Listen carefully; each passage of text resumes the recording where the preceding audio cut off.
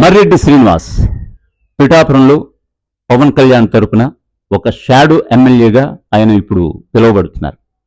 ఇంతకీ పవన్ కళ్యాణ్ మర్రెడ్డి శ్రీనివాస్ని హుటాహుటిన తీసుకురావడానికి కారణాలు ఏమిటో పక్కన పెడితే, మొన్నటి వరకు తన అన్న నాగబాబు పవన్ కళ్యాణ్ తరపున అక్కడ ఉండి అధికారులతో సమీక్షలు జరిపి, ఇక్కడ టీడీపీది ఏమీ లేదు మాదే అంటూ కూడా అధికారులకు హుకుం జారీ చేయడం, అక్కడ నాగబాబు తీసుకున్నటువంటి అత్యుత్సాహంతో ఇటు వర్మకి అలాగే టీడీపీ శ్రేణులకి రుచించుకోవడం జరిగింది. సో ఈ క్రమంలో మర్రెడ్డి శ్రీనివాస్ అనే వ్యక్తిని కూడా తీసుకురావడం జరిగింది. ఇప్పుడు ఇంతకీ మర్రెడ్డి శ్రీనివాస్ అనే వ్యక్తి ఎవరు? 2019లో అనపర్తి జనసేన అభ్యర్థిగా పోటీ చేసి ఓటమి చెందారు. సో ఆయన్ని ఇప్పుడు పిఠాపురం నియోజకవర్గ ఇన్ఛార్జిగా నియమించడం జరిగింది మర్రెడ్డి శ్రీనివాస్ని.